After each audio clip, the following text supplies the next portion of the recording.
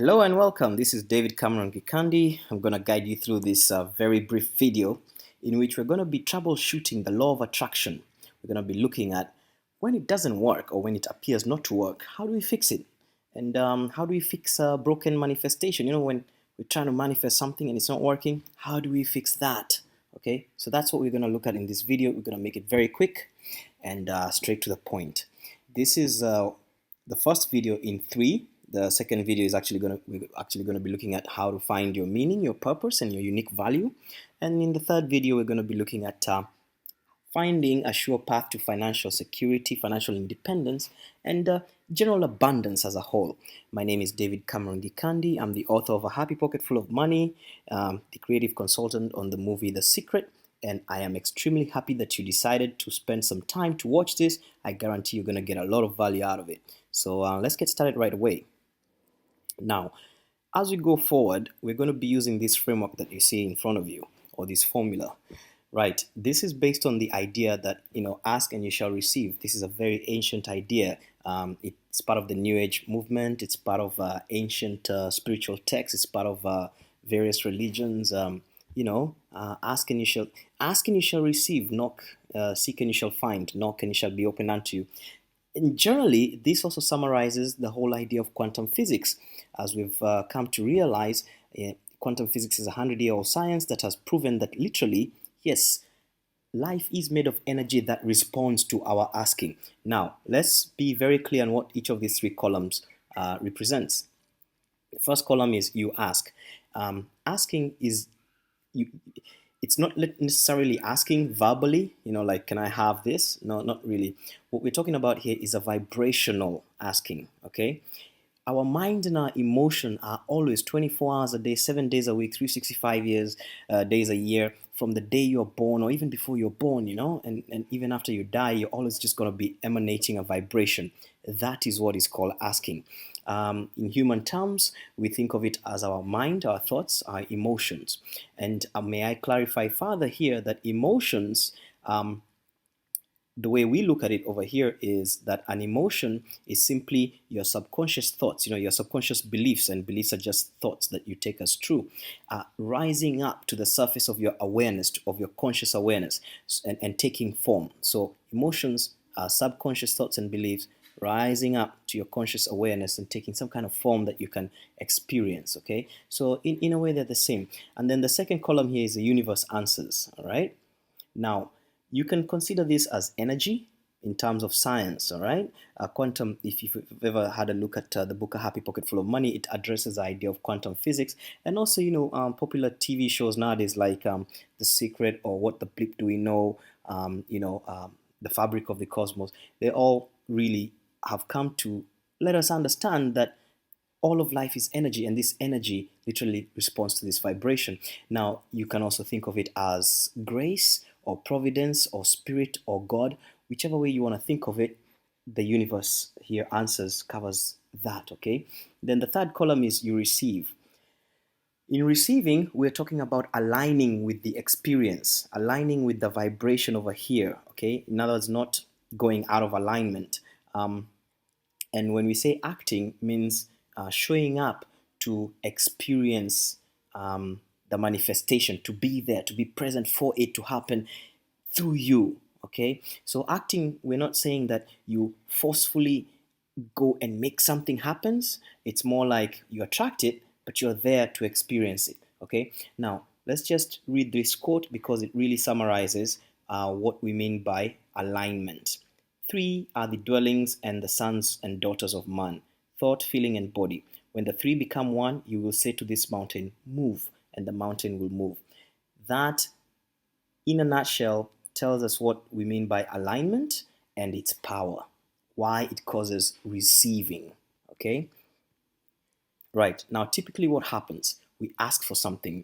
For example, over here we're going to pretend that we are either asking for a new relationship, a new house, or a nice car. And then what happens after that is that the universe answers, all right? Energy or grace or God or spirit or providence or serendipity, whatever, it answers. It always answers. 24/7, it's always listening to the vibration. It never fails, all right? And at the third step, you actually receive. Okay, and once again, I would like to mention here that if you think of the last time you had a coincidence, or can you think of some time in your life whereby you've thought of something, maybe you've thought of someone or you've wanted something, and then out of the blue a, a bunch of chance encounters happen, and then they lead you to that thing actually coming into your life, and you went, whoa, that was magical, that was amazing coincidence, it's amazing, and you went and told the story because it was so amazing. From that story, I want you to gather a couple of things here. First of all, you really had nothing to do. Once you expressed the desire, you didn't actually do the making, you didn't do the machinations until that thing happened. It was sort of done for you. You just had to be present to experience it. And then you didn't have to decide and make choices and XYZ. Once you had made the initial desire, everything else was decided and done for you. Okay? So going forward from now on, I want you to keep that in mind, because that's a kind of like a vibration, or that's a kind of openness that we're aiming for. Anyways, that is the process of manifestation. Don't you agree? Ask, universe answers, you receive. All right. Now, let's look at some of the properties of this process. First of all, according to science, according to quantum physics and everything that we know, this process is instantaneous and simultaneous. It means the very second that you give off that vibration, the asking, or whatever you want to call it, the very second the vibration is going out, immediately the universe is answering, and immediately you are in a position to receive. Well, it doesn't appear that way to us, of course. That's why we're here. We're watching this video, troubleshooting, wondering why doesn't it appear like that. But in actual science, and once you get into, and I'll show you where to get into it, once you get into the module on quantum physics, there's a bunch of videos that I've got there for you where you're going to be able to listen to MIT, Stanford, Harvard, senior scientists and lecturers. And over there, they're going to show you exactly what we mean when we say that space and time are an illusion. They don't really exist in the way we see them. They are an illusion of our perception, our human perception. In other words, all of space and all of time exist here now. Past, present, and future all exist here now. Therefore, this sentence starts to make sense when you look at it from a point of view of quantum physics, pure science. It's ask, answering, and receiving is instantaneous and simultaneous. Now, let's also look at another principle. Cause and effect are one. They cannot be separated. The cause, immediately it arises, also it arises with its effect. We cannot just have a cause and then nothing happens in the effect. Or you cannot have an effect that did not have a cause. These two are, they're linked. They never are separate. Therefore, once again, we realize, hang on a second, when we ask for a car or a relationship or a house or whatever, we should actually have it instantly. So why don't we have it? Hang on a second, let's keep moving. Over here, we have another bunch of principles to look at. The creator, the act of creation, and the created are one. This is another principle of life, okay? They are one. You cannot separate these three. They are one. And it also follows an idea can never be separated from its source. Just the same way that a ray of sun, you see over here, we've got like, I think that looks like a star or a sun, and you got these rays streaming down. This ray is still connected to its source. You cannot disconnect it and have the ray exist independently. In that same way, an idea can never be separated from its source. Okay? And following up on that line of logic, we come to a statement that this statement is actually a quote from Jesus. I and my Father are one. Do you see how that follows? Creator, creation, created are one. An idea can never be separated from its source. I and my Father are one. And it follows then that I and my creations are one. I'm talking about you now. So you and your creation, which is the thought or the desire that you've projected, and then you're enjoying or experiencing of that, those are all one. They cannot be separated. So the idea of manifestation not happening again breaks these principles, all right? And finally, like we said, quantum physics has proven that space-time is an illusion. Einstein himself said that time, no matter how persistent, is an illusion. All right? So once again, why aren't we experiencing the car instantly when we desire it? All right? It's a very interesting question, isn't it? Yeah? Fine. Because what happens is, unlike what we've just seen, we're experiencing time. We're waiting. We've done the asking in this column. The universe, we believe, has answered, and we're waiting. And it's not coming. Sometimes we wait a while and then we get it. Sometimes we wait so long, we don't get it. We get frustrated, we give up, and it seems as if we didn't get it. Okay, maybe if you had waited even longer, I don't know. But you understand the point. There seems to be something wrong with this law of attraction. We're told it works, we're told manifestation works. Why is it not working? So let's troubleshoot it now. Right. First of all, we're going to use this word, appear. Let's read this. Why does it sometimes appear as if we did not get what we asked for? So let's be very clear here. We're talking about appearances first and foremost. And now let's start with the central column. Let's at least address the one thing that we know works for sure. Because even science, quantum physics has proven that this works for sure without fail. It never, ever, ever, ever breaks. Energy will always listen to thought. Yeah, it doesn't fail to do that, right? You cannot. The minute you try and measure energy, you've already affected it. The minute you even start to think about it, you've already affected it. That's been proven by quantum physics, quantum science over and over again. It's a 100-year-old science. It's got extremely the best, most brilliant minds have looked at it, and it doesn't fail, okay? So ask and you shall receive is always without fail. Now, I might throw in a caveat here. We're going to call it an exception in quotes because it's not really an exception. This is it. This or something better, Have you ever heard somebody tell you that when you ask for something from the universe or from God or whatever, say, give me this or something better? That's because the higher self, having, being outside of space and time, is able to see, your sum total, and it's always looking out for you. It never wants to trip you. It's always looking out for you. Even in the most dire, most crazy situations, think of World War II and the Holocaust, those people who were in those concentration camps. Trust me, there's always a life purpose, and the Holy Spirit is the higher self. By the higher self, Holy Spirit, same word, okay? It's the same, we're talking about the same thing. We're talking about that bit of you that is beyond the ego, beyond that sense of a limited, separated self. See, the ego is an idea that I am separate. That is what it is. It's a concept of self that is separate from everything else. Okay, that is what the ego is. So the higher self is beyond that.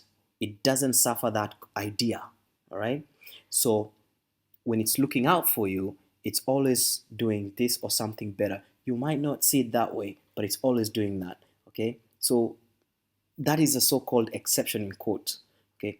But generally, even when you look at it from a scientific point of view, this is always working. The universe is always answering. It doesn't fail. So let's start with you now. When you ask, when you emanate that vibration, what could be going wrong? Where could you be doing something that is making you have the experience of not having what you asked for? The number one is lack of clarity. For example, when you focus on what we don't want instead of what we do want, that is lack of clarity. For example, if let's say you say, let's say we look at somebody who's always been in abusive relationships, and then they go around, maybe they break up with somebody today, and for the next whole year they keep thinking, I want to meet somebody who doesn't abuse me. You see, that vibration is their mind, their attention is on the abuse. So that's what they're emanating. So although in their mouth or from their mouth could be coming out the words, I don't want to be abused, but actually what? Where they focus on the abuse. They're not thinking, I want to have happy, fulfilled XYZ relationship. You see what I'm saying? So that's one way, focusing on what we don't want. Another way is actually canceling ourselves. We cancel our desire. For example, I want to have a vacation. I really, really want to have a vacation, but I don't want to leave my work unattended. I cannot leave my work, or I cannot leave my, whatever it is. So over there you have two conflicting vibrations, okay? And remember, the universe listens to everything. It doesn't choose, doesn't favor. It just takes all and then, produces the experience of it.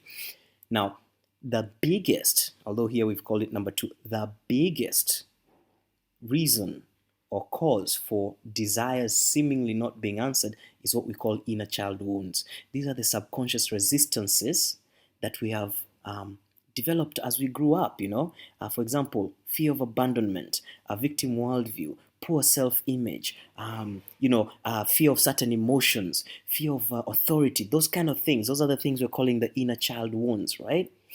Anything that is unlike unconditional love, light, and all that's an inner child wound.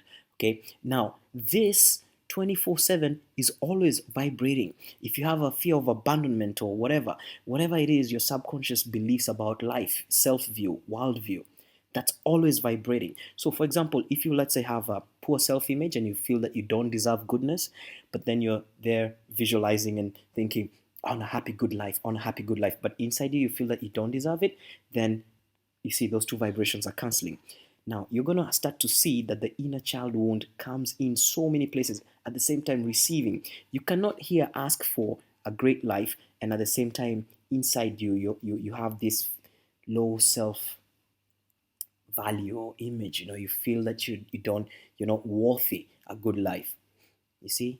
So these inner child wounds, I really want you to really, really understand that this this is the bulk of why manifestations appears to be not working. Okay, this is the bulk of it. We've In the past, you may even have heard that yes, your subconscious is sabotaging you. Somebody say something like that. Your subconscious is sabotaging you. And then you probably wondered, what on earth does that mean? How do I even get to the subconscious? How do I even know what's in there? How do I fix it? Well, you're in good, you're in good hands now, because we're actually going to start dealing with how to solve this subconscious resistance. We're going to start naming them, naming the wounds and everything, and understanding how to fix them. We're calling them wounds because their natural state is unconditional love, acceptance, it's flowing and all that. So anything that kind of like blocks that, we call it a wound. Okay, like think about it.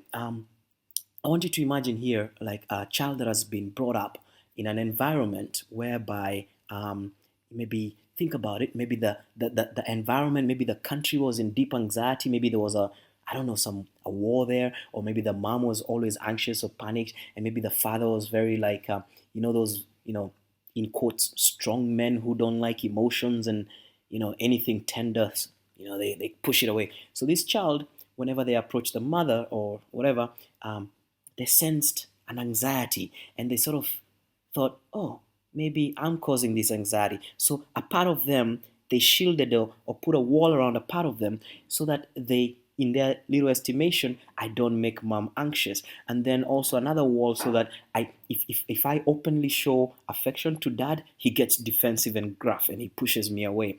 Okay, so that is dangerous. I am going to put a wall around affection. Okay, you see, that's how family traits are passed down, and that's how inner child wounds are created. Whenever the unconditional vibration coming out of a very innocent, young, defenseless thing is met with something unlike it, and therefore it forms a false self or a mask or a wall around it to protect it. That's an inner child wound. I think you've got a rough basic idea over there. Now let's move on. Okay, let's ask ourselves, why on earth does time happen to us? Okay, because we've just said that all this stuff is instantaneous, right? We said over here that time doesn't exist really. We said over here that quantum physics has proven that space-time is an illusion. Everything happens instantaneously. So why on earth is time happening to us? It's a very good question, don't you think?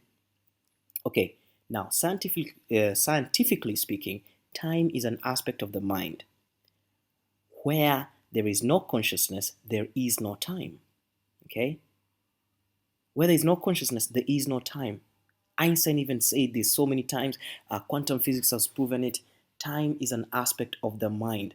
Now, when we are fully present in the here now, we experience no waiting. Even our desire is right on time, so to speak. We feel the desire for something, but in that very instant we have it, so there is no waiting. Okay, but this only happens when we are fully present in the here and now. Having said that, most of us have never had the experience, maybe when we were infants, but we've probably forgotten how it feels like now as we are adults now. we um, don't seem to have had recently in our recent memory. A lot of us, if you ask your friends and colleagues and everything, whereby we have been fully present in the here now. When you're fully present in the here now, you'll notice it because literally you are out of mind. Yeah, that conversation that you have in your head, the the voice or the chatter or whatever that it is, that cannot exist in the here now. To be fully present is literally out of mind. It's a totally different experience than it's not about meditating, it's not about relaxing or calming down. It's a totally different experience. But anyways, now the point is this: when we're in the past and future, when we're in our minds, because the minute you have anything going on in your mind, that little conversation, it's always about a moment not now, a moment in the past, a moment in the future. Okay. Now, that is what creates the experience of time. Because remember, the universe always answers. When you have psychological time, you literally create the experience of time. You can create time in your asking. Say, for example, if you're really wanting or you're desperate or you're very needy for uh, that thing which you want or which you're desiring, all right? That desperation, that neediness, or that wanting creates psychological time, okay? Because remember, the vibration that you're giving out is one of wanting or one of waiting or the idea of need. You have literally embodied the idea of need. Therefore, the experience you'll have is a lack. Okay? You'll have the experience of lack because you have vibrated the idea of need. Remember, the universe always answers everything to the dot. Okay? And you can create the experience of waiting or time in your receiving, again, in your impatience, your fear, your feeling of unworthiness, and so on. Okay, that's where the concept of time comes from. It's psychological time that is then experienced in our here now, in our physical life, so to say. Okay, when you're fully present in the here now, you realize that time is collapsed. Yes, you're still present. Experiences are still happening, but the idea that there's a desire and then a time lag and then its manifestation collapses. The desire and the manifestation become now instant, and you cannot have a desire that that is not immediately reflected. That is one of the qualities of the present moment. Okay, now, so if indeed the universe is built for instant manifestation, if it's already done for us, if even quantum physics proves it, and all our spirituality um, tells us that, why on earth do we mess ourselves up? Okay, ultimately, it comes from not remembering who we really are, and by that I mean beyond human. I'm not talking about remembering you as David or Jane, and and going back to your roots and all that. I'm talking about what, not even who, what, or it's a difficult word to use. Who, what? I don't know which one to use. What are you beyond this human existence? What are you? Are you, for example, uh, just pure flesh, or are you flesh with a spirit, or are you spirit with a temporary flesh experience? What are you? Okay. Now, this not remembering who we really are is a result of the universal belief in the in the illusion of separation. Sorry, not universal. The human belief in the illusion of separation. Okay, and that has led to wounding our inner child because once you have separation, you have attack and defense, and all those lead to wounding and conflict and everything, and that has led to us creating a false self or an ego or a mask to protect us or to basically it's a protection, or to hide the inner child so it doesn't cause any more conflict, so we're no longer wounded. It's a very bad defense, but that's what we're doing right now. That's why we're creating a false sense or an ego mask, okay? And all this is happening because of we're walking around with a defeated mind rather than an undefeated mind, okay? we're walking around with a mind that is sort of trying to avoid the here now, trying even a small little problem, it wants to escape from that problem, it wants to escape from the here now. Okay. And also we're walking around with emotional imprisonment or frozen energy. By that I mean, what is the opposite of this? It means emotional vulnerability is the opposite of it. When you're comfortable enough to allow all sorts of emotions to flow through you, and your mind is also not in defense mode, it's in flow mode. Imagine if your mind was open in flow mode and your emotional system was open in flow mode. You would transition so quickly because everything passing through you would be able to just pass without any resistance or or numbing or any of that. And because it's able to flow, you would transform, grow, change very quickly. Okay. And you'd be free basically. Okay. You'd be able to face truth. Yeah. Without trying to duck and hide or whatever. And anyways, these two defenses that we're talking about, the mental and the emotional defenses, has resulted in us actually splitting and having a conscious and a subconscious. The subconscious is where we hide all the stuff that we want to try and avoid and everything. And obviously this leads to conflict and inner conflict and lack of clarity. So this little thing here, this one screen, represents, very very roughly speaking, why the law of attraction seems not to work, why manifestation seems not to work. Now, how do we fix this? Of course, number one, we heal our inner child. And to do that, there are a few other things that are involved in doing that. But the primary thing here is to bring to the table an undefeated mind and emotional vulnerability. And of course, you need grace. By grace, we mean the higher power, the higher self, whatever you want to call it. Because listen, just like Einstein said, a problem cannot be solved from the level which created it. You need grace. You need something, I don't know how to call it, your higher power. Whatever you want to call it, whatever, however way you believe in that, however way you see it, doesn't really matter. But you do need it to help you out. You cannot do this at the level of ego, because ego is the problem in the first place. You see, that sense of a separated self is at the root of the problem. So you need something greater than you that doesn't share that idea of a separated self, of a limited separated self. You understand? That's why you need it. And obviously, you need to start clarifying your vision. You need to learn how to really envision, okay, things. And then to be in alignment with this step, the second step, universe answers, you need to understand how the universe works, and that's by understanding quantum energy. You can do that very easily nowadays. You don't need to read complicated books, you don't need to be a physicist. Then you also really need to understand who you really are. And this is the same as understanding the illusion versus the reality of life, all right? It's a very, very big topic right over there, but it's at the very bottom, it just boils down to, who are you really? Okay? Where this version that you think you are, is that the reality of who you are, or is that an illusion?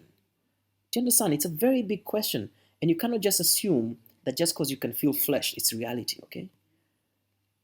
And then in terms of receiving, again, we come to the inner child. The inner child is, it's that your inner child is the true essence of who you are, ultimately powerful and all that. So the minute you've wounded it and you're defending those wounds, you're using that power to sabotage yourself.